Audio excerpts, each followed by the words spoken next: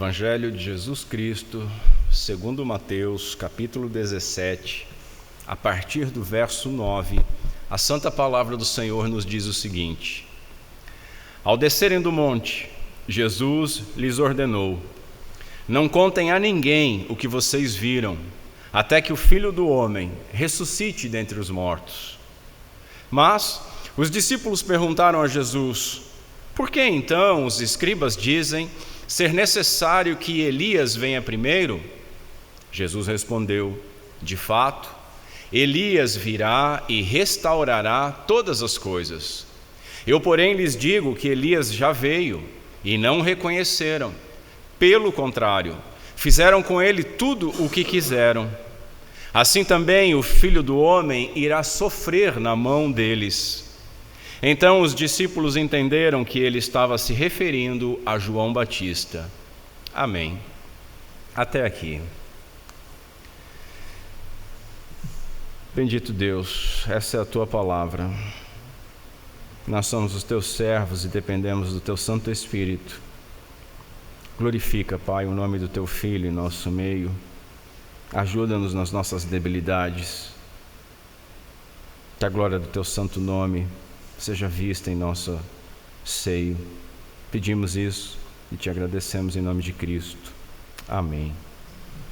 Meus irmãos, na última oportunidade, nós vimos o significado e o cumprimento parcial da promessa de Jesus Cristo de vir no seu reino antes que alguns daqueles discípulos, alguns daqueles apóstolos morressem.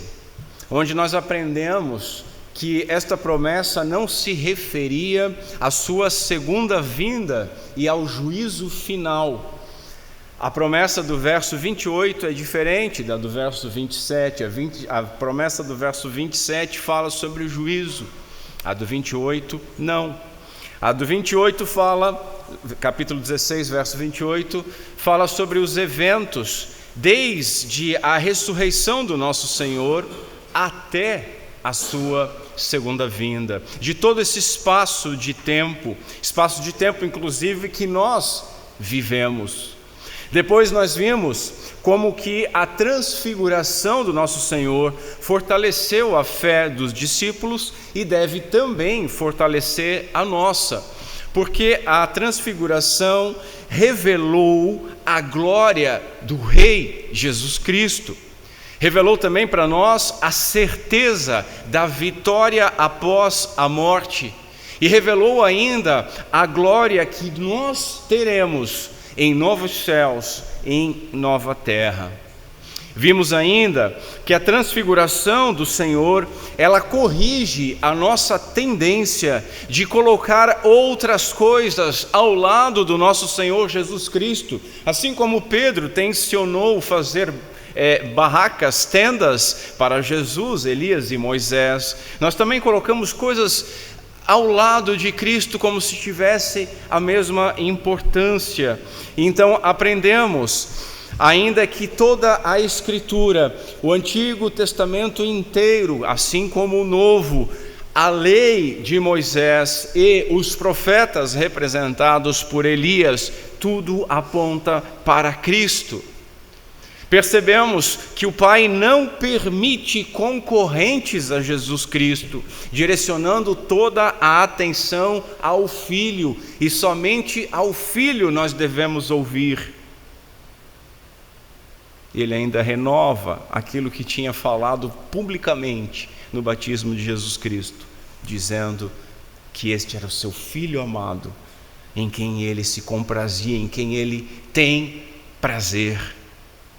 Por fim, vimos ainda que a glória do Rei produz reverência e consolo, que o Rei glorioso transfigurado é o mesmo que toca nos discípulos temerosos e diz para eles, inclusive aquele que o Pai diz que nós deveríamos ouvir, diz: não temais. Porque Jesus é glorioso, mas também é um Salvador compassivo. Aprendemos que Jesus permanece. Ao final, os discípulos olharam e não havia mais nuvem de glória, não havia mais brilho de glória, não havia mais Elias, não havia mais Moisés, mas Cristo permanecia. Assim aprendemos que tudo da nossa vida pode ser retirado, mas Cristo permanece, e se Cristo permanece, nós temos tudo o necessário para vivermos e glorificarmos a Deus. Ainda vimos que a sua glória na transfiguração antecedeu a vergonha da cruz e fizemos um paralelo entre estes dois momentos. Hoje, meus irmãos, nós veremos que esta ordem de silêncio sobre a transfiguração, ela apontava para a ressurreição, ela continha dentro dela, encapsulado nesta ordem, uma promessa gloriosa. Depois, nós veremos a dúvida a respeito de Elias e tentaremos entender um pouco melhor sobre isso. E por fim, meditaremos na declaração de que o Filho do Homem, ele sofreria. E faremos assim algumas aplicações para a nossa vida. Meus irmãos, eu concordo com o saudoso R.C. Sproul quando ele escreveu, e cito as suas palavras como minhas: se eu tivesse estado com Jesus no Monte da Transfiguração, eu creio que teria feito milhares de perguntas no caminho de volta na descida deste monte. No entanto, eu sinceramente não sei se uma das perguntas teria sido em relação ao retorno de Elias, mesmo que tivesse acabado de vê-lo conversando com Jesus no monte. Mas os escritores dos evangelhos, eles foram seletivos naquilo que registraram, e João identifica o principal critério para isso no seu evangelho. João diz: estes, aquilo que foi registrado, foram registrados para que creiais que Jesus é o Cristo, Filho de Deus, e para que crendo tenhais vida eterna em seu nome. Uma vez que Mateus era tão inspirado quanto João pelo Espírito Santo, nós então devemos abordar este texto partindo do princípio de que tanto a ordem, quanto a pergunta sobre Elias, quanto a resposta de Jesus foram registradas neste Evangelho para que a nossa fé em Jesus Cristo, ela fosse fortalecida. É assim que nós vamos abordar este texto. Vamos ver então, em primeiro lugar, a ordem de silêncio que apontava para a ressurreição. Vejamos a ordem. Verso 9: Jesus lhes ordenou: não contem a ninguém o que vocês viram. Algumas traduções, talvez a tradução que você tenha no seu colo, traz assim: não contem a ninguém a visão que vocês tiveram. Mas, meus irmãos, essa é uma tradução muito infeliz, porque ela dá a impressão de que a experiência no Monte da Transfiguração, ela poderia não ser histórica. Ela poderia ser, então, ou um produto da imaginação, ou da natureza de um sonho, uma visão, algo que eles viram que não era real, que foi uma revelação, mas que não era um fato concreto. Mas foi um fato concreto. Então a tradução ao que vocês viram é melhor. A declaração do verso 2, ele foi transfigurado. Vejam, o verso 2 não está dizendo eles viram Jesus como que transfigurado, não, ele foi transfigurado. E o comentário de Pedro, que nós vamos ler na sua segunda carta, excluem completamente a ideia de uma visão, que eles simplesmente tiveram uma visão de Moisés e de Elias, que eles simplesmente tiveram uma visão da glória de Cristo. Não, eles viram aquilo que aconteceu. Jesus conversava com Moisés e Elias.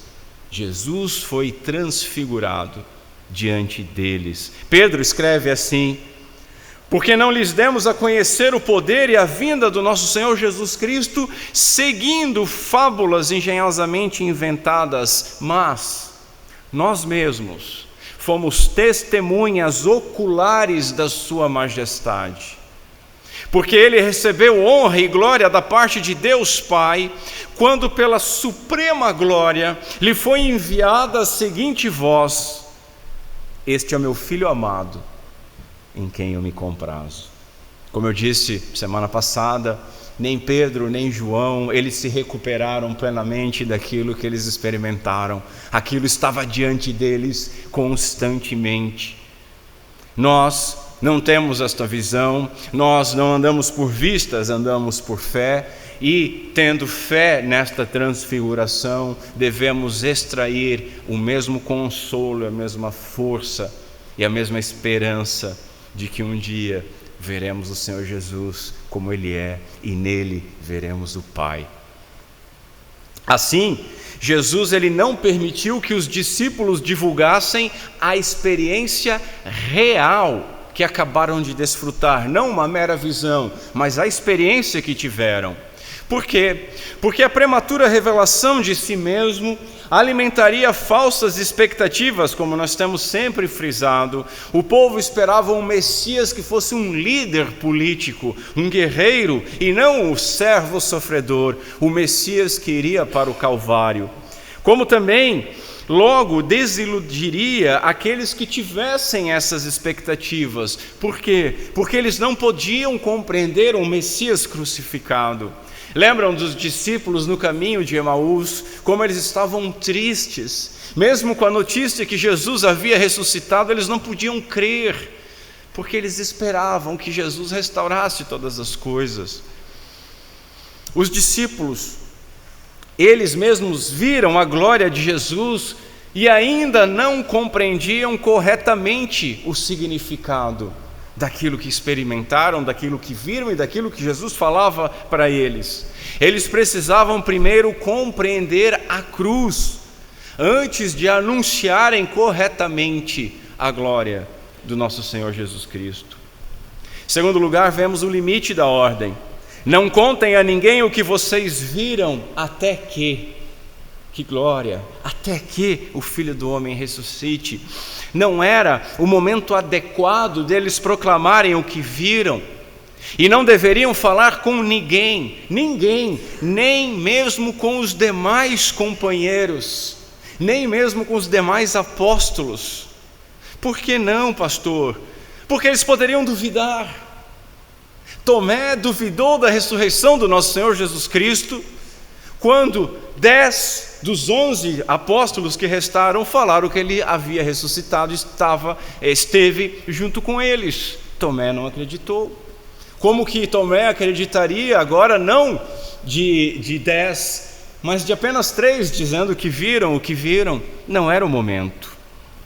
Ou então eles podiam ser invadidos por algum ciúme, talvez alguma inveja, e questionar o porquê que eles não foram contemplados com esta experiência. Muitos teólogos ficam confabulando, especulando e escrevendo e gastando bastante papel para dizer por que esses 3 foram. Os 3 foram escolhidos pelo Senhor Jesus Cristo, basta. Meu Deus, a gente tem que querer entender tudo.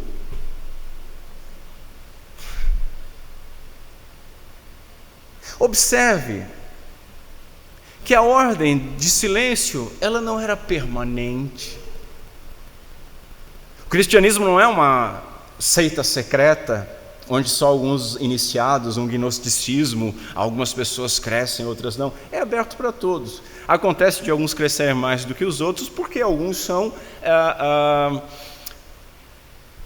preguiçosos, displicentes, e não estudam as Sagradas Escrituras, mas não é porque existe uma casta superior à outra. O conhecimento é dado a todos. Um dos homens mais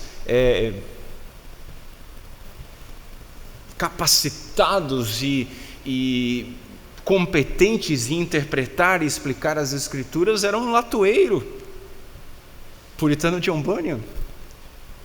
Puritano este que o príncipe dos puritanos, John Owen, se admirava em ouvir. E quando questionado: Senhor, você é doutor em divindade, vai ouvir um latoeiro? Ele disse: eu trocaria toda a minha experiência acadêmica pelo que esse homem tem e fala. Está disposto para nós. Glória a Deus por isso. O silêncio não foi permanente. Mas por que não foi permanente? Qual era o ponto de virada? A ressurreição.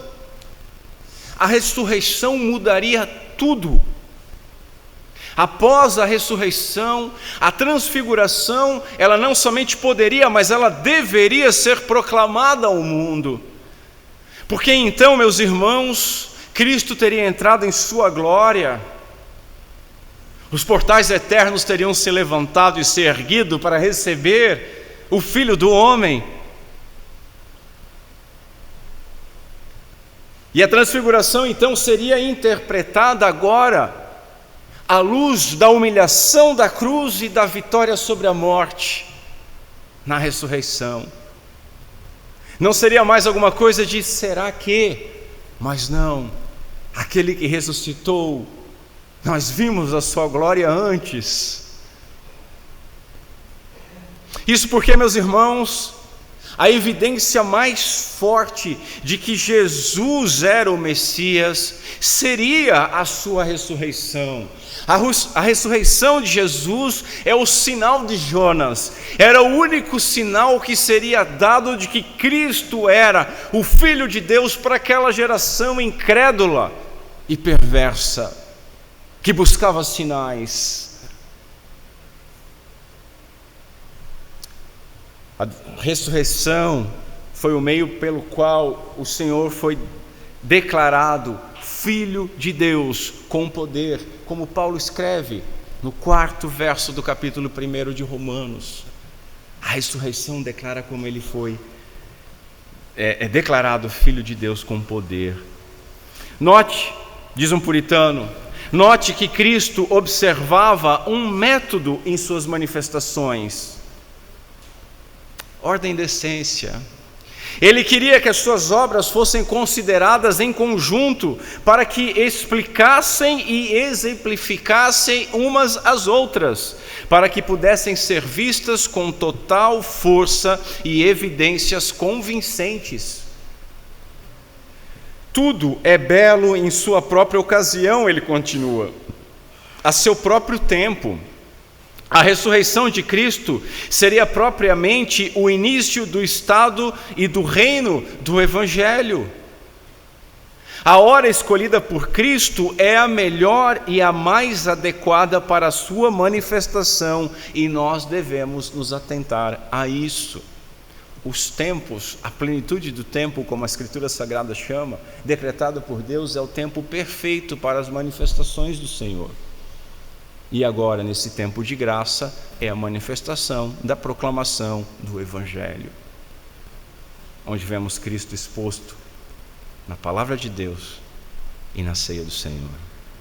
Deus possui tempo determinado para tudo e todo propósito, nós lemos em Eclesiastes, e há, portanto, tempo de falar e tempo de calar. Agora que Jesus ressuscitou, nenhuma doutrina precisa deixar de ser anunciada. Nós temos a incumbência de pregar e explicar todo o conselho de Deus, todas as doutrinas. A Spurgeon faz um comentário sobre isso muito interessante. Mas existem homens que passam o ano inteiro sem pregar sobre os decretos de Deus, sobre o pacto, sobre eleição e predestinação. Que triste. Vejamos a promessa então em terceiro lugar: não contem a ninguém o que vocês viram, até quando? Até que o Filho do Homem ressuscite dentre os mortos. Irmãos, a gente passa por esses textos e a gente se acostuma com esses textos e nós acabamos perdendo a essência daquilo que está sendo dito, a glória daquilo que está sendo dito. Observe que na própria ordem de silêncio há uma promessa extraordinária. Jesus, ele não anunciou apenas que morreria, mas anunciou também a sua ressurreição. A morte, ela estava no horizonte, mas a morte não teria a palavra final. Jesus morreria, mas ressuscitaria, como de fato aconteceu. E porque ele ressuscitou, todos aqueles que estão unidos a Ele também possuem esta esperança, ou melhor dizendo, a firme confiança da própria ressurreição. Você tem esta firme confiança? Você só pode ter esta firme confiança porque Cristo ressuscitou. E você só pode ter esta firme confiança se você crer verdadeiramente que o Filho de Deus encarnou na nossa natureza, morreu e ressuscitou. A cruz ela estava no caminho do Senhor, mas a ressurreição seria o seu destino. A morte, meus irmãos, ela está no nosso caminho, não há o que fazer, mas a ressurreição está no nosso destino. As pessoas gostam de dizer em velórios, né? Esta é a única certeza que nós temos. A única certeza que nós temos é a morte. Não. A morte faz parte, mas a única certeza que nós temos é que o Filho de Deus nasceu, morreu e ressuscitou, e que nós passaremos inevitavelmente pela morte, mas que o nosso destino final é a ressurreição, e que todos ressuscitarão. O grande X da questão é: nós ressuscitaremos para glorificar o nosso amado Senhor e Salvador em glória, ou para ser julgado e condenado por Ele? Meus irmãos, a nossa peregrinação, a peregrinação dos filhos de Deus, terá um descanso eterno. É o Shabá eterno, quando entraremos no descanso do Senhor, a qual hoje, dia do Senhor, nós apenas experimentamos um pouco, e muitos não conseguem nem experimentar, precisam fazer muitas coisas no dia do Senhor que não deveriam ser feitas.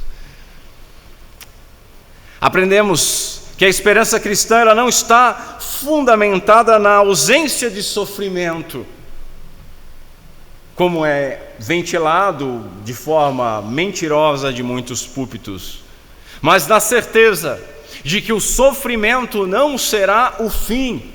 Os sofrimentos um dia terminarão, e agora a morte, a nossa morte, não tem mais palavra final sobre a nossa vida, e por conta disso nós não tememos mais a morte.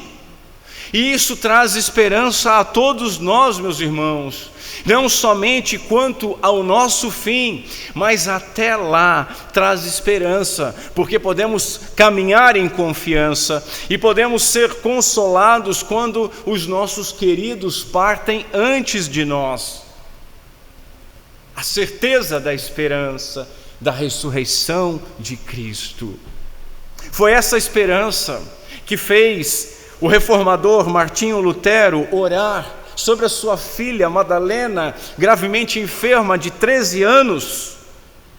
Enquanto ela estava nessa enfermidade, Lutero orou: Senhor, eu amo muito a minha filha, mas seja feita a tua vontade.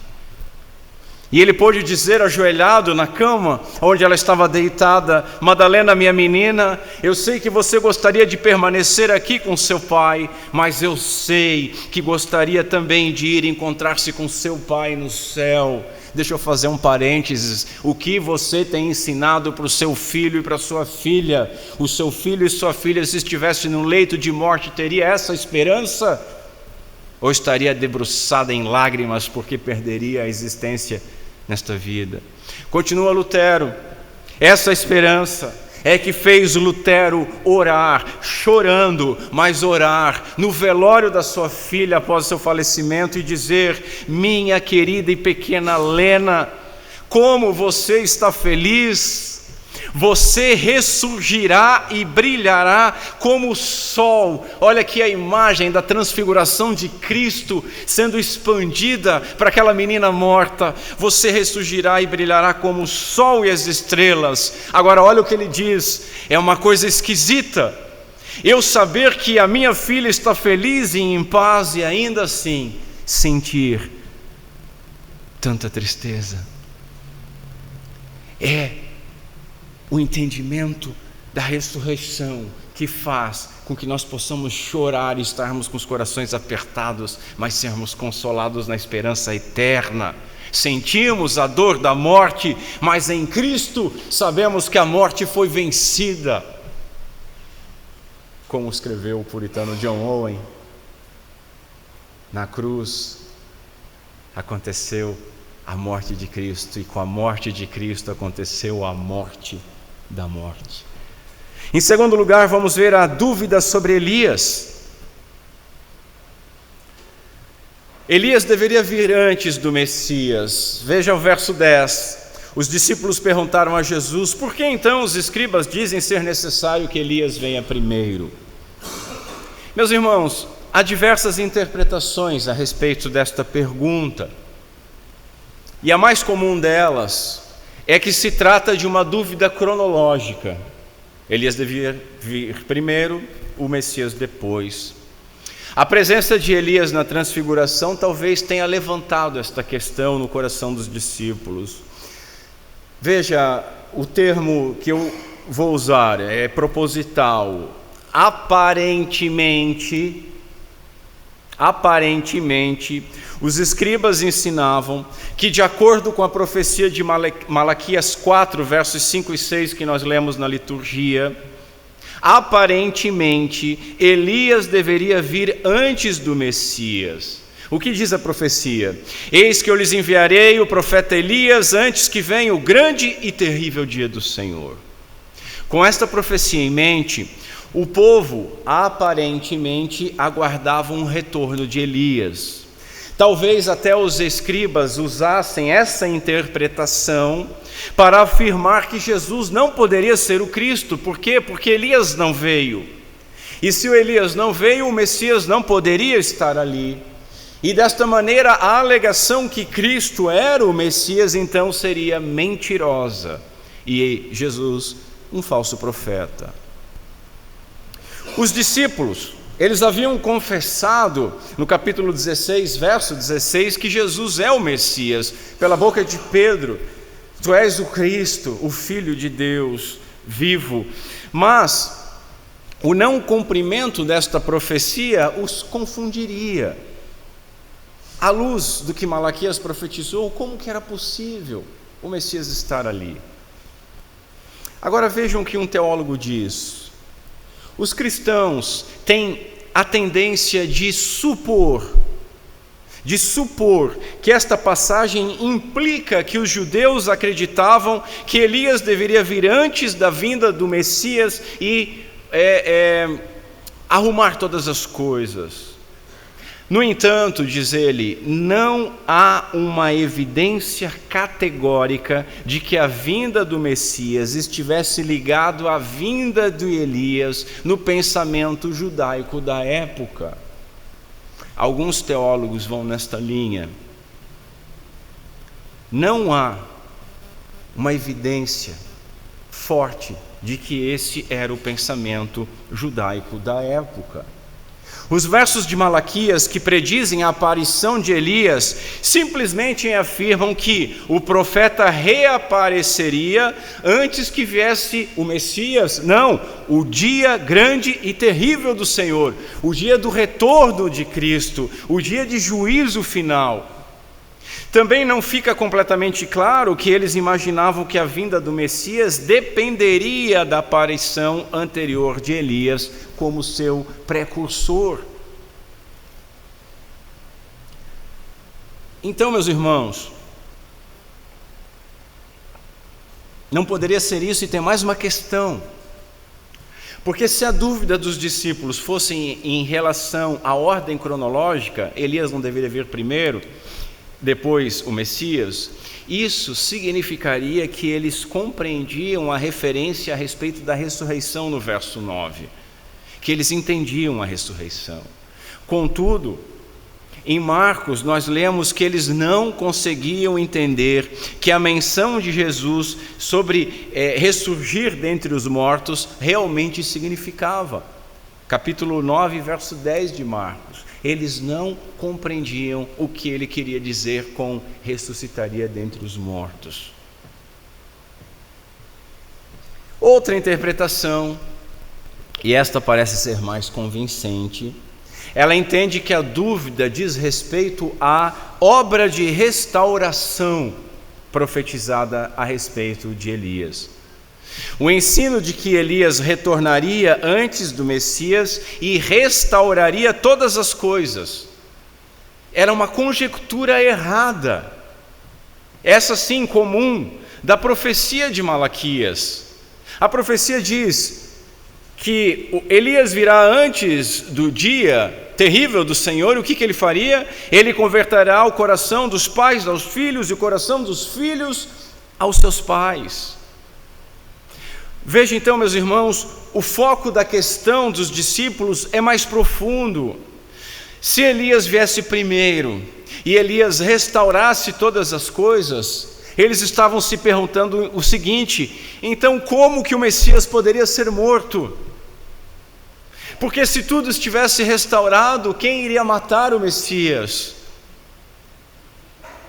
Em outras palavras, os discípulos ainda não eram capazes de entender qualquer perspectiva da qual o Messias pudesse ou devesse ser morto e então ressuscitar. Eles não compreendiam que Jesus tinha que morrer. Assim, eles não compreendiam a ressurreição. Como assim? É o que registra Marcos 9:10. Eles não compreendiam isso. Não era uma questão só de cronologia, de Elias vir primeiro, mas a questão de ele restaurar todas as coisas. Se ele restaurou, ninguém pode matar o Messias, é só recebê-lo e reinar com ele. A confusão deles então não era meramente cronológica, quem deve vir primeiro, mas pelo contrário, diz um teólogo, a dificuldade deles era entender o sentido da combinação entre glória e sofrimento. Eles eram incapazes de acreditar que o Messias pudesse morrer. Jesus reconheceu que os discípulos disseram era fiel àquilo que os escribas ensinavam. Verso 11. Entendam o que eu estou dizendo. Jesus ele reconhece que aquilo que os discípulos disseram era fiel ao que os escribas ensinavam, mas ele não concordava com isso. Pelo contrário, observe que no verso 12, Jesus revelou que a tradição dos escribas estava errada. Porque a tradição dizia que ele restauraria todas as coisas. E Elias de fato veio primeiro. Mas eles precisavam entender duas coisas. O Elias já tinha vindo, João Batista já havia cumprido aquela profecia. Em segundo lugar, que a função de João sobre restaurar todas as coisas, ela não era literal. Não era literal. Se João tivesse restaurado tudo, não haveria nem mesmo a necessidade do próprio Messias. Compreendem isso? E ao desempenhar a sua função, João Batista, a sua função como Elias que deveria vir antes, o que João Batista encontrou? Ele restaurou todas as coisas, literalmente não, ele encontrou oposição e acabou com a sua cabeça numa bandeja, morto. Isso deveria esclarecer aos discípulos que Jesus também deveria sofrer, é o que diz o verso 11 e o 12. Se o imediato precursor do Messias foi tratado deste modo, o Messias não poderia esperar ser tratado de modo diferente. O arauto foi morto, o rei também seria. Depois vejamos que Elias veio, restaurou todas as coisas e foi rejeitado e morto. Vamos entender isso. Eu, porém, lhes digo que Elias já veio e não o reconheceram, pelo contrário, fizeram com ele tudo o que quiseram. Assim também o Filho do Homem irá sofrer na mão deles. Então os discípulos entenderam que ele estava se referindo a João Batista, versos 12 e 13. Vejamos em primeiro lugar que Elias veio. Tanto os escribas quanto os discípulos, eles estavam errados num sentido, porque eles esperavam um regresso literal de Elias. Eles esperavam que o Elias literal retornasse. O Elias literal retornou no Monte da Transfiguração, e apenas ali. E dali ele foi retirado novamente, até um momento adequado. Jesus afirmou que o Elias, a quem Malaquias se referiu, já havia chegado. Mas ele não veio literalmente. Quando os sacerdotes e levitas foram perguntar a João Batista se ele era o Elias, lembram disso? João capítulo 1, o que João Batista diz? Eu não sou Elias. Contudo, Jesus afirmou, nós estudamos isso no capítulo 11 de Mateus, Jesus afirmou: se vocês estão querendo saber, João Batista é o Elias que estava por vir. Como é que nós entendemos isso? Novamente temos uma contradição no texto sagrado. Porque veja, o próprio João diz que ele não era Elias, e Jesus diz que ele era o Elias. Alguém está errado. Como é que a gente entende isso? Para entender isso, nós precisamos lembrar do que o anjo disse para o pai de João Batista ao anunciar o nascimento do seu filho. O que o anjo diz? Lucas capítulo 1. Ele, João Batista, o filho que estava para nascer, ele converterá muitos dos filhos de Israel ao Senhor seu Deus, e irá diante do Senhor, como no espírito e no poder de Elias, para converter o coração dos pais aos filhos, converter os desobedientes à prudência dos justos e habilitar para o Senhor um povo preparado, um povo preparado para receber o Messias. Então, em segundo lugar, Elias restaurou todas as coisas, não literalmente. A missão de João Batista, meus irmãos, foi um sucesso. Como assim, pastor? Você acabou de dizer que ele acabou com a cabeça numa bandeja, depois de preso injustamente? João, meus irmãos, ele se tornou uma grande bênção para um grande número de pessoas. Nós lemos no Evangelho, no capítulo 3 aqui de Mateus, nós lemos assim: então os moradores de Jerusalém e de toda a Judeia e de toda a região em volta do Jordão iam até João onde ele estava, e confessando os seus pecados eram batizados por ele no rio Jordão. Como falamos, a afirmação restaurará todas as coisas não deve ser compreendida de uma forma literal. João Batista restaurou as coisas, sim, espiritualmente. Ele deu nova vida a uma religião decadente. Podemos dizer que o que João fez à beira do Jordão foi um reavivamento da esperança judaica do Messias. 400 anos de silêncio. Meus irmãos, entre um rei e outro, nós estamos lendo agora 1 Crônicas, na nossa leitura comunitária. Entre um rei e o outro, as pessoas simplesmente esqueciam da lei. Imagina 400 anos de silêncio sem profetas. E aparece João Batista, e ele traz um reavivamento à decadente religião da época. Um teólogo holandês, ele escreve o seguinte: a ênfase deve ser posta na qualidade de todo o caráter da mudança que João, como servo de Deus, exigia e por sua instrumentalidade estava produzindo. Não os números, não só a quantidade de pessoas, mas o caráter do que estava acontecendo e a instrumentalidade daquilo que estava produzindo. E o que produzia? Conversão de coração, mente e vida, tão radical que para quem a experimentasse, todas as coisas seriam novas, inclusive a relação dos pais com os filhos. João, ele pregava o arrependimento, e isto restaura todas as coisas, escreveu o puritano Matthew Henry. Ele pregava o arrependimento, e o arrependimento restaura todas as coisas. Elias, em terceiro lugar, foi rejeitado e morto. Spurgeon diz assim: ele era um severo admoestador de reis e pregou arrependimento a Israel. Meus irmãos, isso não faz ninguém popular. O que faz popular é bajulador de rei, puxa-saco de rei. O que faz popular é falar de bênção, não de arrependimento, não de pecado. Por que as igrejas sérias, em sua maioria, são pequenas? Porque ali a gente não fica rasgando seda com os irmãos. Ali a gente não fica prometendo que a Bíblia não prometeu. Ali a gente não fica massageando egos. Ali a gente prega, expõe todo o conselho de Deus e chama ao arrependimento. Só que as pessoas que não querem se arrepender, elas também não querem ouvir sobre isso. E saem. É o caminho natural. Isso não faz ninguém popular.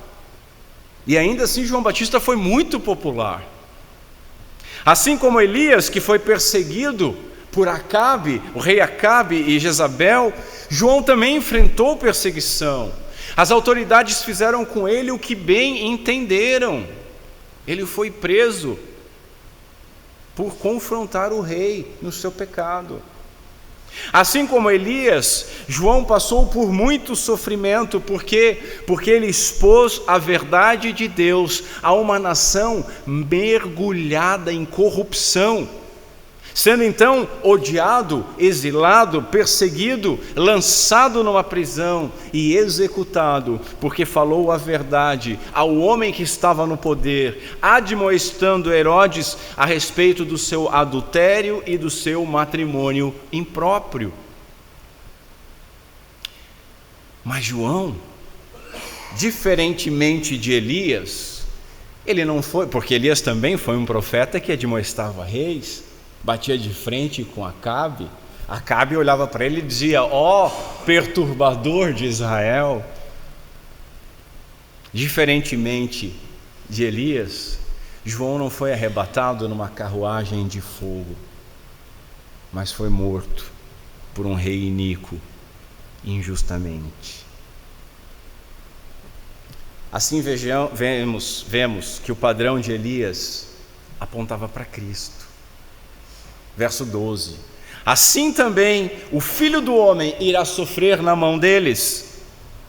Meus irmãos, a resposta de Jesus deve ter surpreendido os discípulos, como normalmente faziam. Suas respostas nos surpreendem até hoje. A profecia de Malaquias, ela realmente se cumpriria, mas não de forma literal, mas figurada. Isto é, João Batista manifestou-se com o espírito e poder de Elias. João, então, era um Elias tipológico, um profeta semelhante a Elias, levantado por Deus para preparar o caminho e anunciando o Messias, para isso confrontando o pecado e pregando arrependimento, mas que foi rejeitado e foi morto. O ponto é, o tratamento dispensado a João antecipava aquilo que aconteceria com Jesus. Se trataram assim o seu embaixador, assim também seria tratado o rei. Os líderes da nação, os líderes religiosos e o próprio povo, eles não estavam dispostos a aceitar João, e assim também fariam padecer o Filho do homem, pois não reconheceriam Jesus como Messias. O rei e juiz salvador que veio lhes oferecer perdão seria rejeitado e seria morto. Eles o matariam assim como mataram a João. Há uma lógica que atravessa toda essa passagem. Veja, João foi prometido, João veio, sofreu e morreu. Há a mesma lógica que Jesus, o Messias, foi prometido, veio, nesse momento ele ainda sofreria, nós sabemos que sofreu, ele ainda morreria, nós sabemos que morreu. E ele está dizendo: não falem sobre a transfiguração, até que o Filho do Homem ressuscite. Ele ressuscitaria, e nós sabemos que ele ressuscitou. Repito, o tratamento dispensado a João antecipou o que aconteceria com Jesus. Terceiro e último lugar, meus irmãos, vamos ver que o Filho do Homem sofreria, mas ele venceria. E ele venceu. O Filho do Homem veio para sofrer, verso 12, assim também o Filho do Homem iria sofrer nas mãos deles. Jesus, meus irmãos, ele não permitiu que os discípulos interpretassem a vinda de Elias separadamente daquilo que aconteceria com ele próprio, com o Redentor. Novamente eu vou citar Sproul, que diz assim: as palavras de Jesus foram um alerta grave para os discípulos. Assim como João foi tratado, eu serei tratado pelos judeus. Portanto, apesar da glória que vocês acabaram de ver no monte, este não é o momento para uma teologia de glória, mas é um momento para uma teologia de cruz. Teologia de cruz. Foi assim que o meu Pai ordenou que a restauração de todas as coisas acontecesse. Pela cruz, não pela glória. Não há glória sem cruz. Assim os discípulos não deveriam esperar o reino antes da cruz. E veja, João cumpriu a sua missão, e Jesus, ele também cumpriria a sua. Nada poderia impedir de Jesus ir para aquela cruz. O nosso Senhor Jesus Cristo não foi vago sobre o motivo da sua vinda. Ele viveu e morreu de acordo com a vontade do Pai, que o deu ao seu povo, deu aquele que sofreria no lugar do seu povo, deu aquele que satisfaria toda a lei e sofreria a penalidade pela quebra da lei, para libertar os homens da sua condenação e da sua escravidão. Jesus é o cumprimento da nossa salvação, prometido por todo o Antigo Testamento, repito, pela lei, representada aqui por Moisés, e pelos profetas, representado no Monte da Transfiguração por Elias. Jesus estabeleceria o reino de Deus aqui na terra, mas não agora. Aqui e agora os discípulos de Cristo são chamados para uma vida de comprometimento com a vontade de Deus, uma vida de renúncia a si mesmo, uma vida de tomar diariamente a sua própria cruz e seguir a Cristo Jesus. Palavras de um teólogo. Essa afirmação, meus irmãos, era absolutamente contrária às expectativas messiânicas populares. Não era o que o povo esperava, não era o que o povo queria. Porque enquanto eles esperavam glória, o Senhor anunciou sofrimento. E essa afirmação é absolutamente contrária ao falso evangelho triunfalista, isento da ira divina, isento do sacrifício que expiaria, que satisfaria essa ira divina pelo sacrifício de sangue do Filho de Deus, e por fim isento da cruz para os seus discípulos.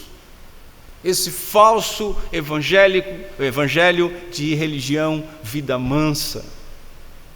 Aprendemos que o verdadeiro Jesus Cristo, revelado primeiro pela Escritura e depois revelado em carne, vindo na plenitude do tempo, não pode ser separado da cruz.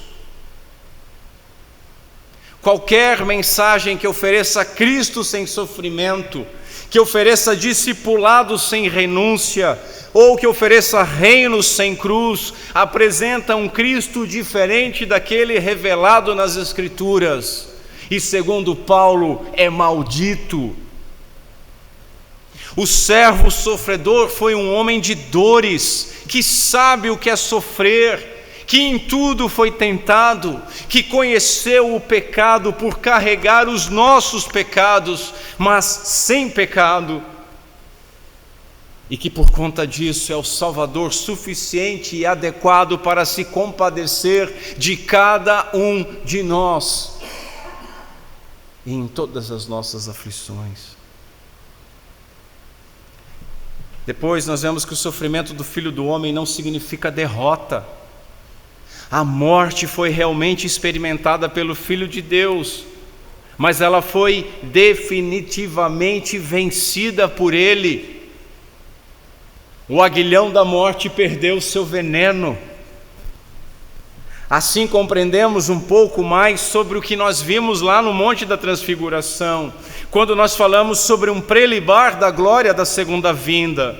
Pois a glória do monte preparou os discípulos para compreenderem que aquele Jesus glorioso, ele desceria do monte para morrer. É o mesmo Jesus que viram glorioso e que ressuscitaria em glória.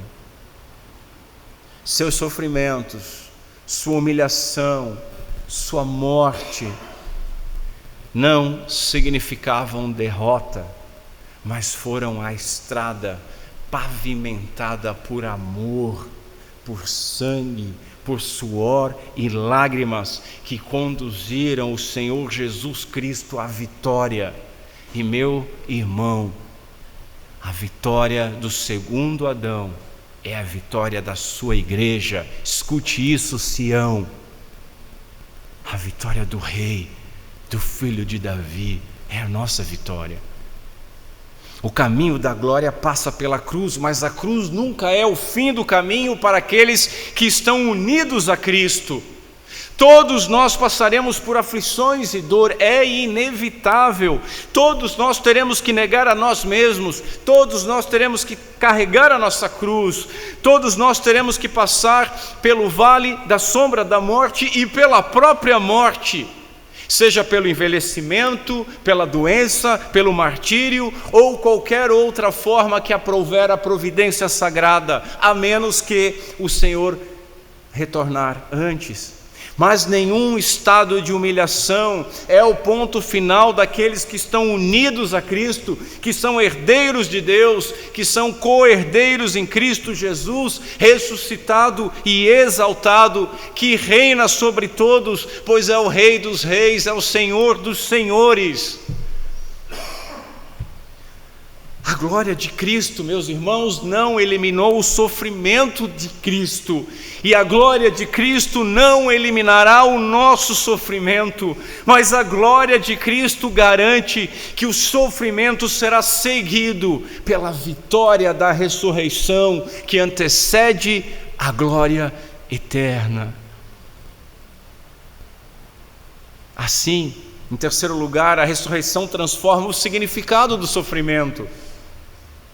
A humilhação conduz à exaltação, a cruz conduz à ressurreição, a morte conduz à vida. Meus irmãos, essa é a esperança daqueles que pertencem a Cristo. Paulo escreveu: porque se fomos unidos com Jesus na semelhança da sua morte, certamente o seremos também na semelhança da sua ressurreição.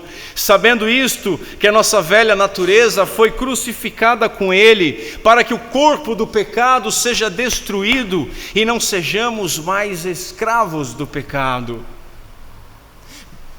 Senhores, o sofrimento de Jesus não terminou em derrota, mas em triunfo. O Deus que determinou a cruz é o mesmo que determinou a ressurreição. O Deus que determinou o nosso sofrimento, a nossa aflição, as nossas lágrimas, as nossas dores, as nossas dificuldades, os nossos anseios, é o mesmo que determinou a nossa glorificação. Como diz Paulo: pois aqueles que Deus de antemão conheceu, Ele também predestinou para serem a imagem do seu Filho, a fim de que ele seja o primogênito entre muitos irmãos. E aos que ele predestinou, ele chamou, e aos que chamou, a esses também justificou, e aos que justificou, esses também glorificou. Glorificou.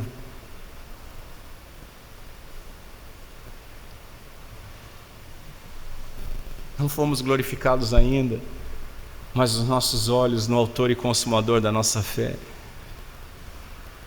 extraem a certeza da nossa glorificação, porque estamos unidos a Ele, diz Paulo em Efésios 2. Estamos já entronizados com Cristo porque estamos nele.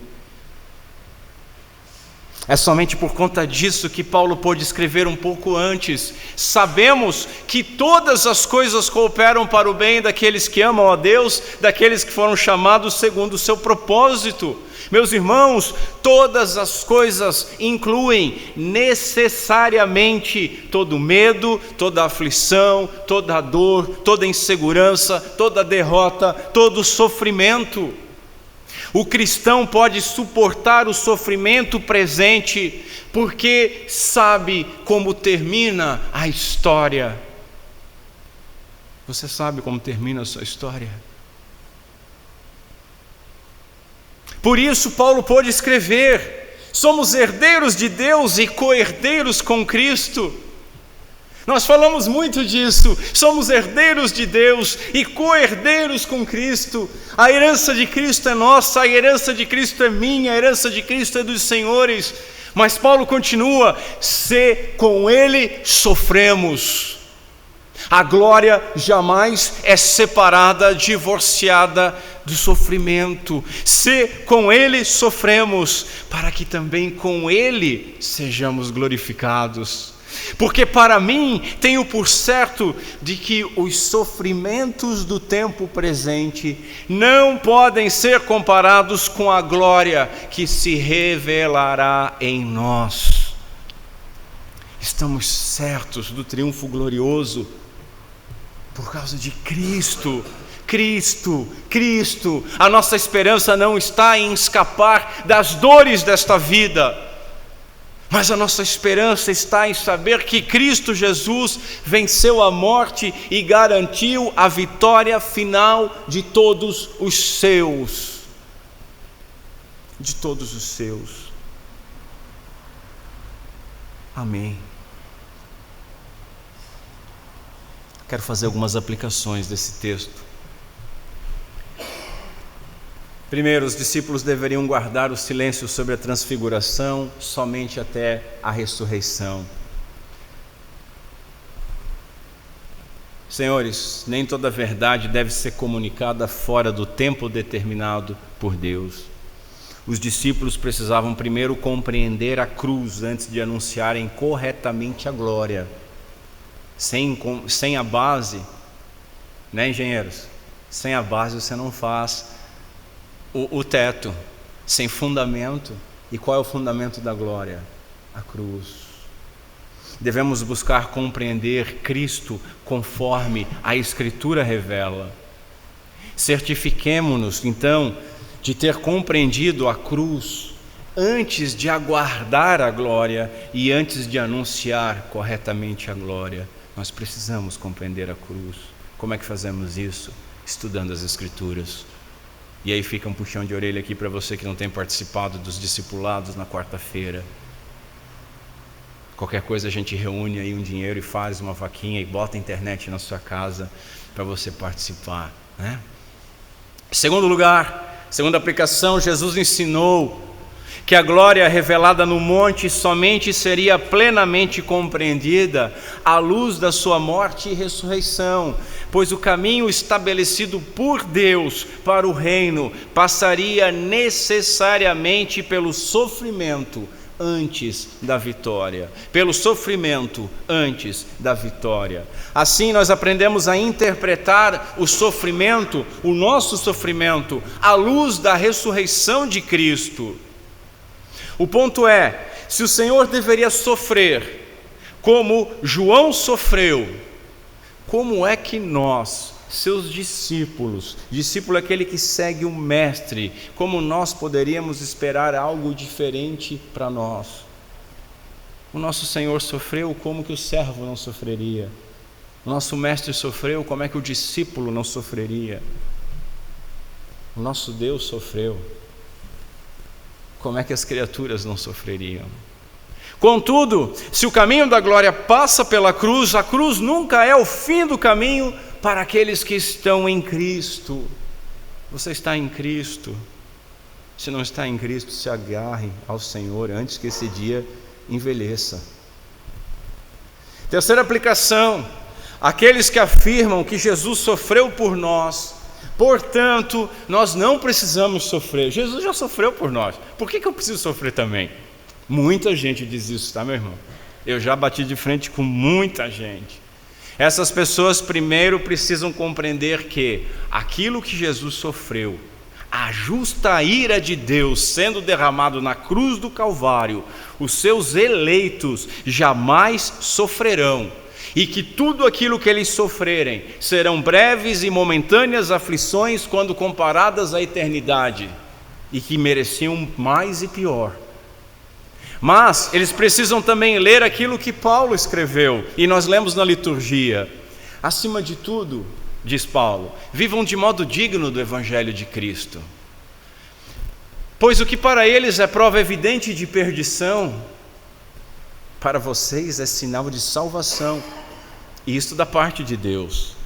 Porque vocês receberam a graça de sofrer por Cristo, e não somente de crer nele, pois vocês têm o mesmo combate que viram em mim. Veja, Paulo também estava sofrendo, e que agora estão ouvindo que continua a ter, e ele sofreu até o seu martírio também. Jesus sofreu, nós também vamos ter que sofrer. Ele não sofreu no nosso lugar, ele sofreu no nosso lugar a ira de Deus, mas todo o resto é uma depuração para nos assemelharmos ao nosso Senhor. Quarta aplicação: na cruz, Jesus morreu para receber a penalidade que nós merecemos, para que nós pudéssemos desfrutar das bênçãos do seu perdão. Os profetas, eles foram claros: viria um rei que cumpriria as promessas de Deus. E aí alguém escreveu assim: Jesus podia não ter parecido muito com um rei enquanto estava pendurado na cruz. Não era uma visão de um rei, mas esse foi o seu momento de maior vitória. E quando Jesus saiu do túmulo, continua, sua ressurreição declarou que ele não era simplesmente o filho de Davi, mas também o filho de Deus, capaz de vencer até o túmulo, até a morte. Somente Cristo pode transformar o nosso coração,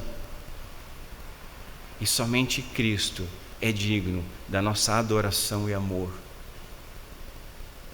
por causa de sua obra. Última aplicação: os sofrimentos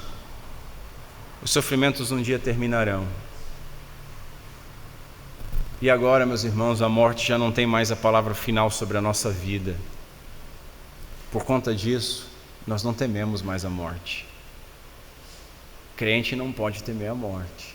Nós não olhamos mais para a morte sem esperança, mas olhamos para ela com confiança, porque ela não é mais a nossa adversária. A morte agora é a nossa amiga, porque viver é Cristo e morrer é lucro.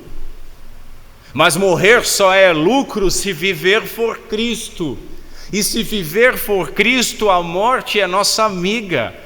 A morte é como uma tábua a qual um náufrago se agarra para não cair num oceano de perdição, e essa tábua o levará até um porto seguro, até a margem, até o outro lado do Jordão, até o nosso Senhor e Salvador Jesus Cristo. Porque nada pode nos separar do amor de Deus, nem tribulação, nem angústia, nem perseguição, nem a morte, nem a vida, nem qualquer outra criatura poderá nos separar do amor de Deus que está em Cristo Jesus, nosso Senhor. E continua Paulo: se com Ele sofremos, também com Ele seremos glorificados. Se com Ele sofremos. Note como Paulo repete isso, né? Com Ele também seremos glorificados, porque para mim tenho por certo que os sofrimentos do tempo presente não podem ser comparados com a glória a ser revelada em nós. Termina o apóstolo. Que Deus Pai tenha misericórdia de nós por Cristo Jesus.